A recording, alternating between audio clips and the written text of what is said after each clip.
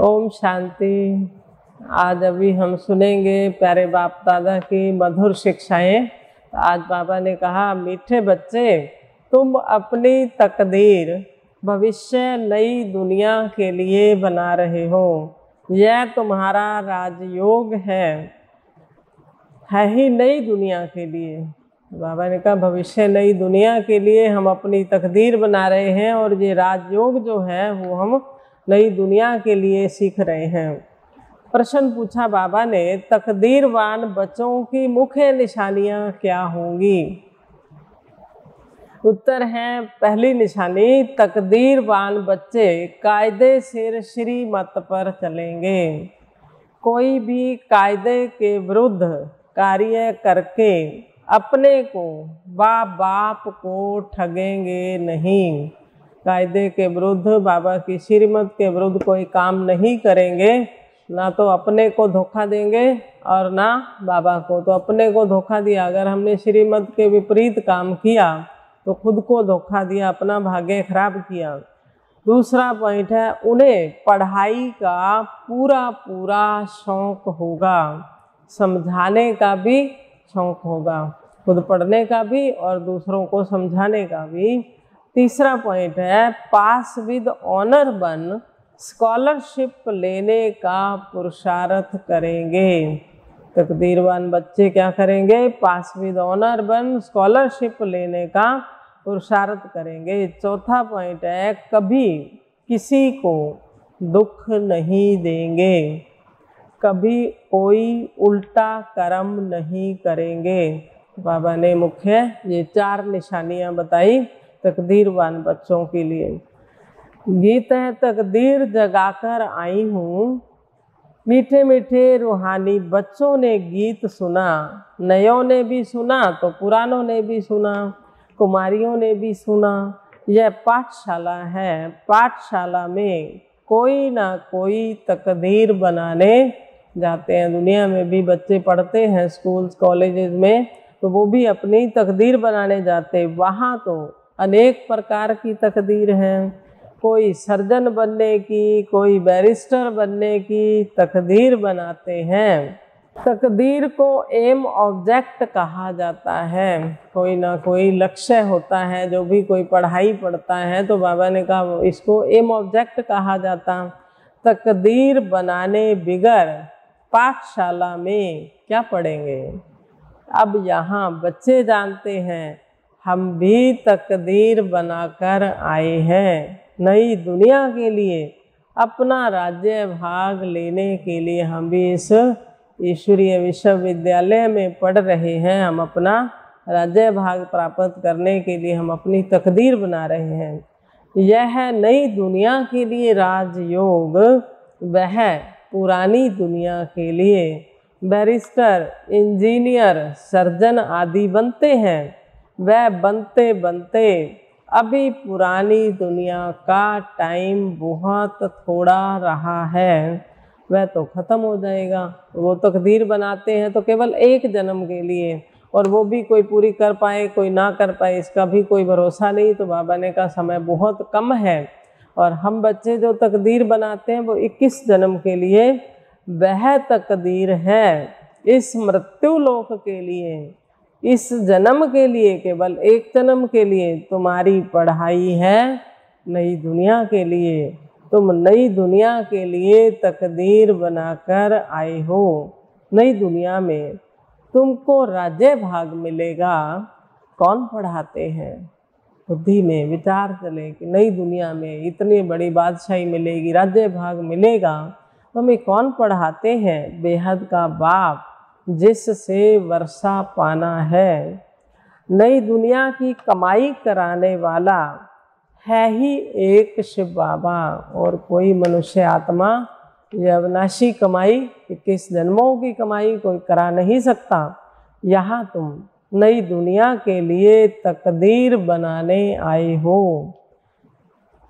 वह बाप ही तुम्हारा बाप भी है, टीचर भी है और गुरु भी है, और वह आते ही हैं संगम पर भविष्य के लिए कमाई सिखलाने।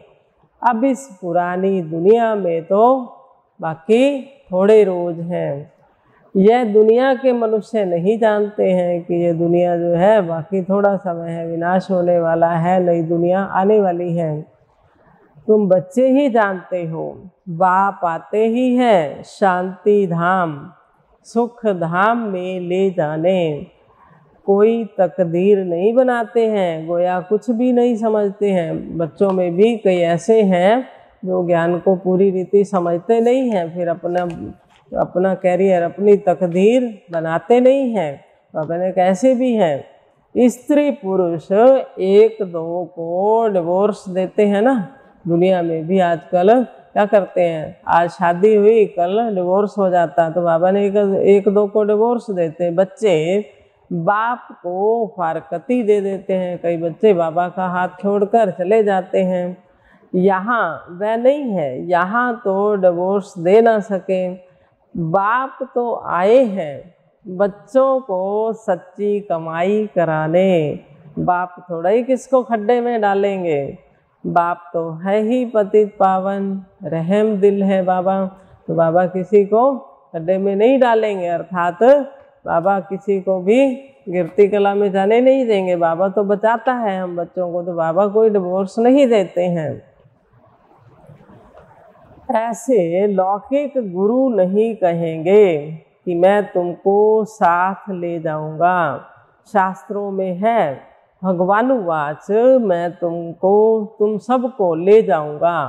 शास्त्रों में है कि मैं तुम सबको ले जाऊंगा। मच्छरों सदृश्य सब जाने हैं।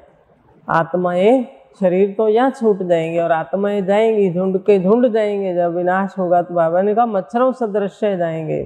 तुम बच्चे अच्छी रीति जानते हो कि अभी हमको जाना है घर, यह शरीर छोड़ना है। आप मुए तो मर गई दुनिया, हमारा शरीर छूट गया तो हमारे लिए दुनिया ही खत्म हो गई। तो बाबा ने कहा अपने को सिर्फ आत्मा समझ बाप को याद करना है। यह तो पुराना चोला छिछी है, यह शरीर भी पुरानी है, यह दुनिया भी पुरानी है।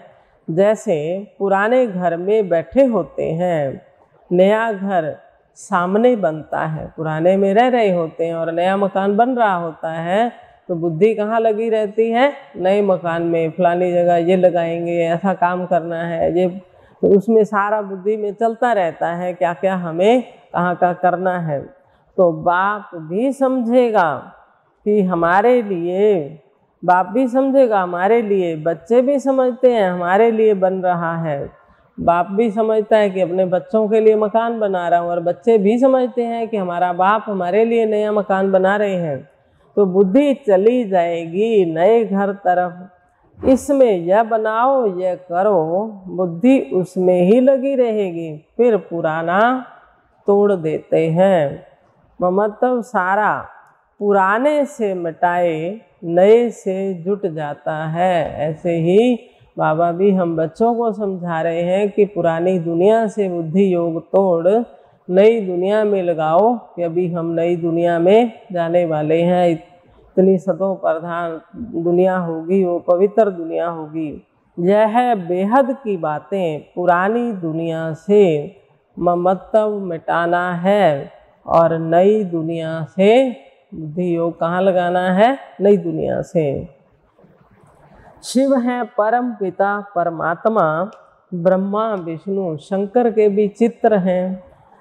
परम पिता परमात्मा ब्रह्मा द्वारा स्थापना कर रहे हैं नई दुनिया की, बाबा ब्रह्मा के द्वारा स्थापना कर रहे हैं। विष्णु पूरी सामने खड़ी है, विष्णु द्वारा नई दुनिया की पालना।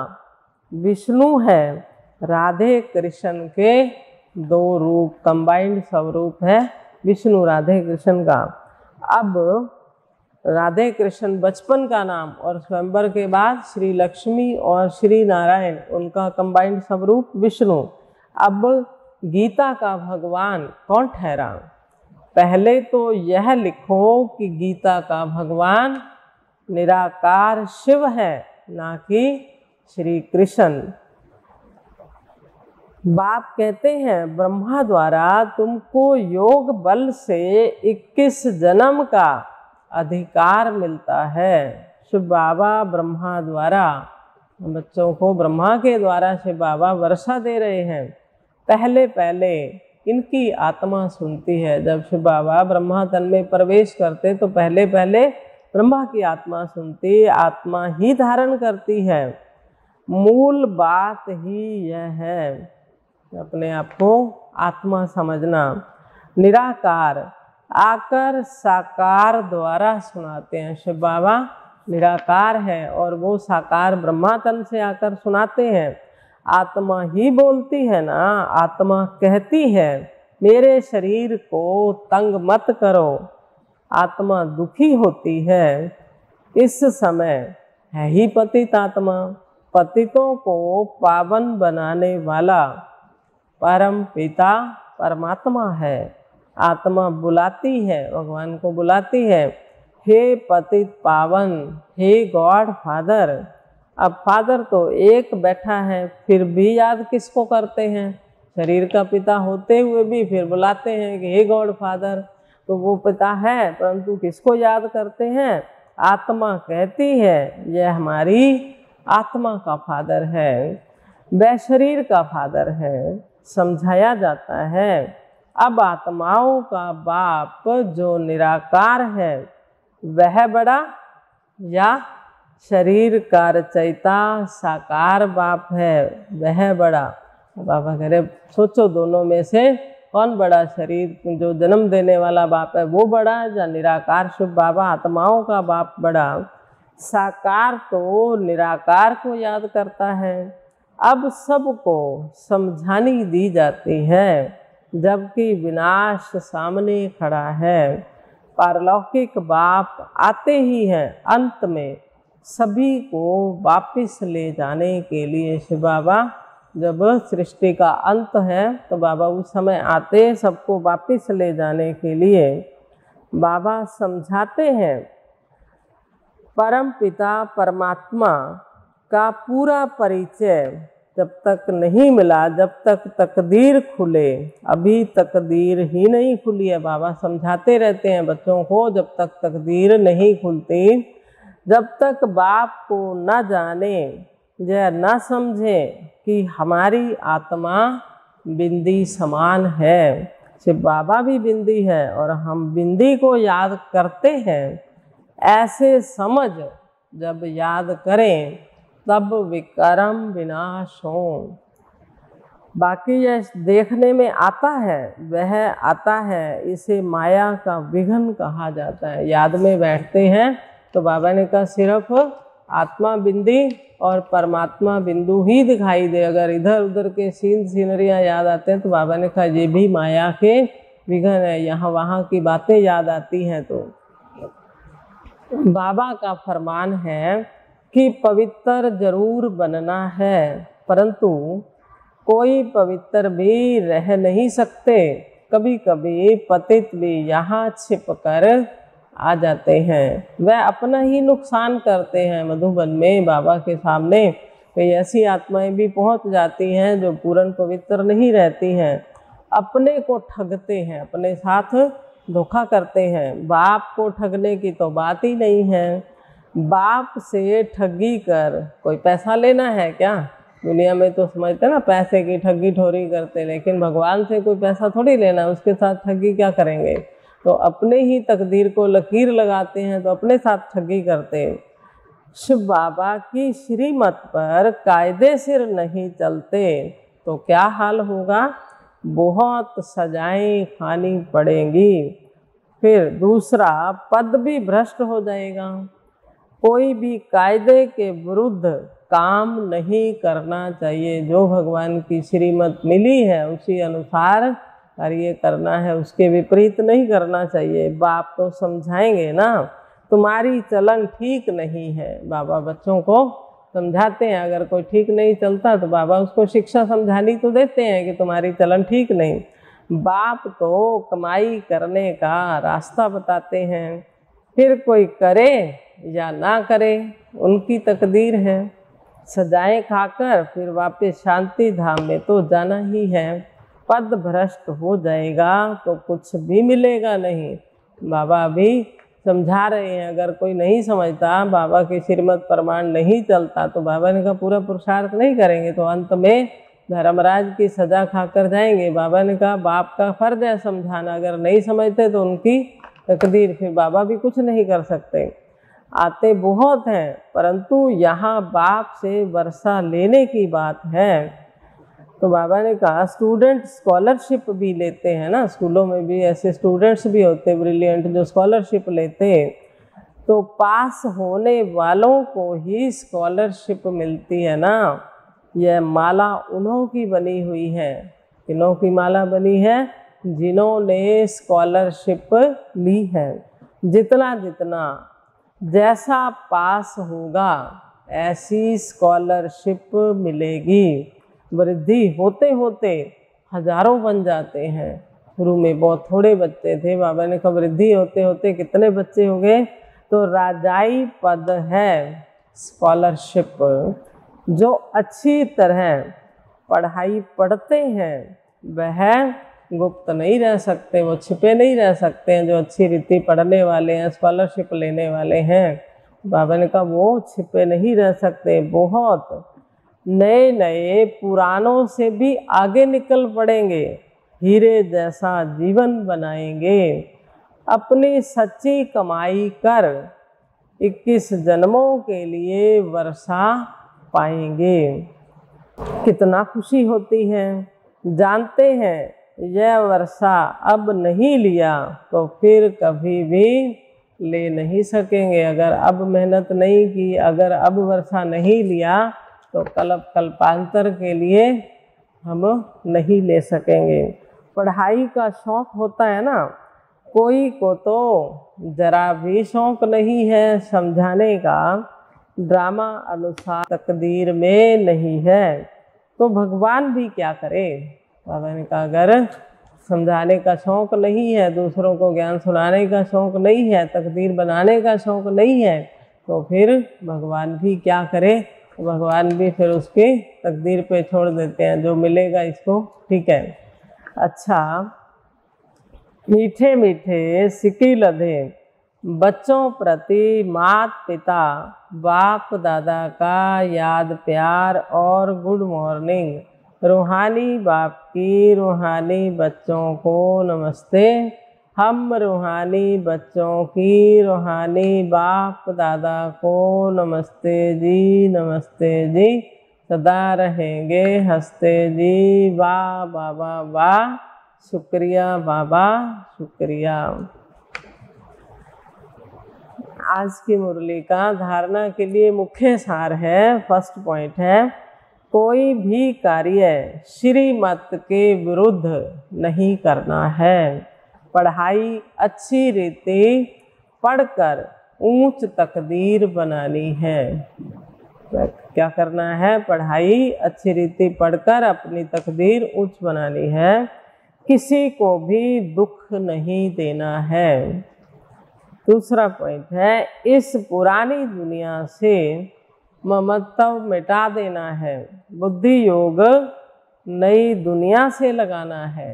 ये पुरानी दुनिया अब छोड़नी है, इससे बुद्धि द्वारा इस दुनिया को भूलना है। पुरानी दुनिया से ममत्व मिटाना है, नई दुनिया से लगाना है बुद्धि योग। खुशी में रहने के लिए ज्ञान को धारण कर दूसरों को धारण कराना है। खुशी में रहने के लिए खुद भी ज्ञान धारण करना है और दूसरों को भी धारण कराना है। आज बाबा ने वरदान दिया, लाइट हाउस की स्थिति द्वारा पाप कर्मों को समाप्त करने वाले पुण्य आत्मा भव। जहाँ लाइट होती है वहाँ कोई भी पाप का कर्म नहीं होता। पाप कर्म मनुष्य छिपके करते, बाबा ने कहा, तो वहाँ कोई, जहाँ लाइट है वहाँ पाप कर्म नहीं होता। तो सदा लाइट हाउस स्थिति में स्थित रहने से माया कोई पाप कर्म नहीं करा सकती। जब आत्मा लाइट हाउस स्थिति में होगी, हल्की होगी, बुद्धि में बाबा की याद होगी, तो बाबा ने कहा तब माया कोई पाप कर्म नहीं करा सकती, सदा पुण्य आत्मा बन जाएंगे। पुण्य आत्मा संकल्प में भी कोई पाप कर्म नहीं कर सकते। जहाँ पाप होता है वहाँ बाप की याद नहीं होती। कहते ना एक म्यान में दो तलवारें नहीं हो सकती, या तो मन राम हवाले और या फिर मन काम हवाले। तो जहाँ पाप होता है वहाँ बाबा की याद हो नहीं सकती।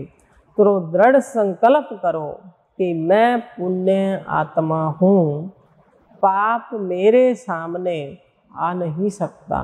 क्या दृढ़ संकल्प करना है कि मैं पुण्य आत्मा हूँ, पाप मेरे सामने आ नहीं सकता। स्वपन व संकल्प में भी पाप को आने ना दो, इतना अपने ऊपर अटेंशन रखना है। बाबा ने कहा स्वपन में भी संकल्प में भी कोई पाप का ख्याल ना आए, कोई पाप ना आए। तो आज ने बाबा ने कितना अटेंशन खिंचवाया कि हमें स्थिति कैसी बनानी है। लाइट हाउस, जब दिन के बाबा ने कहा जैसे रोशनी में कोई पाप कर्म नहीं होता, ऐसे जब हमारी स्थिति हल्की होगी, हम बाबा से जुड़े रहेंगे, बुद्धि बाबा की याद रहेगी सदा, तो बाबा ने कहा फिर पाप कर्म नहीं होंगे। स्लोगन है जो हर दृश्य को साक्षी होकर देखते हैं। जो भी हो रहा है ठीक है, कल पहले भी ऐसा हुआ, जैसे एक फिल्म चल रही है, साक्षी होकर हम देख रहे हैं, ड्रामा है, कुरेट है ये। तो हर दृश्य को साक्षी होकर देखते हैं, वही सदा हर्षित रहते हैं। जो साक्षी नहीं रहते फिर खुशी भी उनकी गायब होती है। तो ड्रामा की हर सीन को हमें कैसे देखना है? साक्षी होकर। अच्छा, ओम शांति।